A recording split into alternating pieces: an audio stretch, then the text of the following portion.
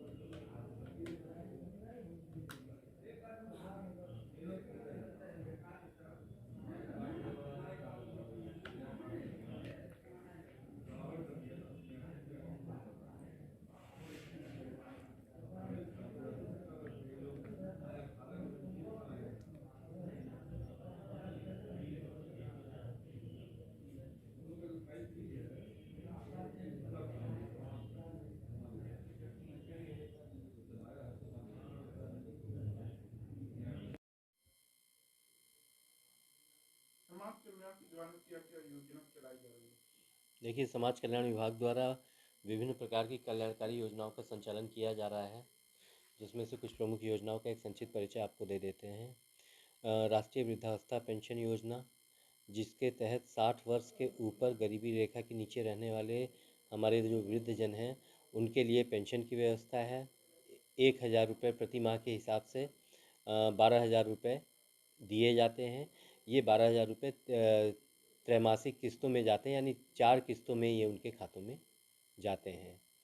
इसके बाद हमारी एक बहुत महत्वपूर्ण योजना है छात्रवृत्ति योजना।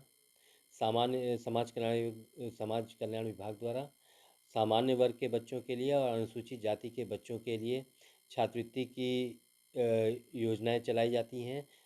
पूर्व दशम छात्रवृत्ति और दशमोत्तर छात्रवृत्ति। पूर्व दशम छात्रवृत्ति के लिए पात्रता है अभिभावकों की आय 2.5 लाख से वार्षिक से अधिक नहीं होनी चाहिए। इसी प्रकार से दशमोत्तर में अनुसूचित जाति के अभिभावकों की आय जो है वो 2.5 लाख से कम होनी चाहिए और सामान्य वर्ग के अभिभावकों की आय जो है वो 2 लाख से कम नीचे होनी चाहिए। तीसरी एक महत्वपूर्ण योजना है राष्ट्रीय पारिवारिक लाभ योजना, जिसके अंतर्गत 18 साल से ऊपर और 60 साल से कम आयु के परिवार के जो मुख्य आय अर्जक हैं उनकी मृत्यु होने की दशा में उनके आश्रित लोगों को 30,000 रुपये एक मुश्त इस योजना के अंतर्गत दिए जाते हैं। इसके लिए भी आवेदक का गरीबी रेखा के नीचे होना एक अनिवार्यता है। साथ ही मृत्यु तिथि के 1 साल के अंदर इस योजना का लाभ उठाने के लिए आवेदन ऑनलाइन किया जा सकता है। एक बहुत महत्वपूर्ण योजना जो कि अभी शुरू हुई है, काफ़ी लोकप्रिय हुई है, मुख्यमंत्री सामूहिक युवा योजना। इसके अंतर्गत 2 लाख से कम आय सीमा वाले लड़की के अभिभावक आवेदन कर सकते हैं। इसके अंतर्गत सामूहिक विवाह में प्रतिभाग करने वाले जोड़ों को उपहार सामग्री 10,000 रुपये की दी जाती है। 35,000 रुपये लड़की के खाते में अंतरित किए जाते हैं। और इसके अलावा जनपद में समाज कल्याण विभाग राजकीय आश्रम पद्धति विद्यालय जो कि जयप्रकाश नारायण सर्वोदय विद्यालय के नाम से जाने जाते हैं, इनका संचालन किया जा रहा है। इनमें 6 से लेके 12 कक्षा 6 से लेके 12 तक के बच्चों की निःशुल्क पढ़ाई की व्यवस्था है। इस समय 2 लड़कों के लिए 2 विद्यालय इस तरह के चल रहे हैं हमारे। एक गोला में पतरा स्थित है और दूसरा आपका चौरी चौरा में गौनर में स्थित है। इसके अलावा तीसरा छात्र जयप्रकाश नारायण सर्वोदय विद्यालय जो कि बालिकाओं के लिए है, इसकी बिल्डिंग वगैरह तैयार हो चुकी है और हम लोग आशा करते हैं कि अप्रैल से इसमें भी अध्ययन अध्यापन का कार्य शुरू हो जाएगा।